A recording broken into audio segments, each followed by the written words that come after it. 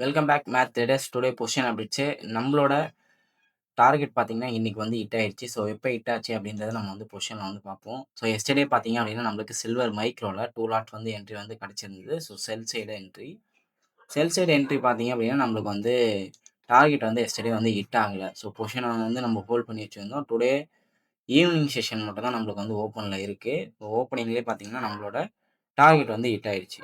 So, இன்னைக்கு வந்து பக்ரீத் அப்படின்றதுனால நம்மளுக்கு வந்து கமாடிட்டி செக்ஷனு ஈவினிங் செக்ஷன் மட்டும் தான் ரன் ஆகுது.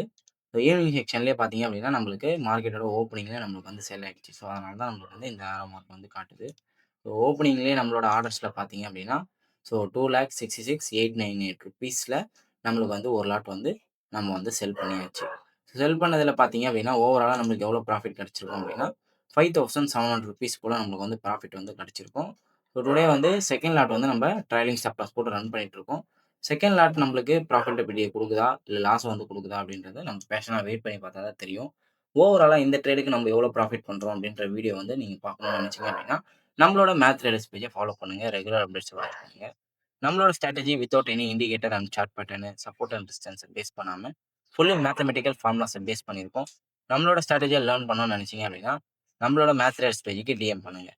தேங்க் யூ ஃபார் வாட்சிங் மேத் ட்ரேடர்ஸ்.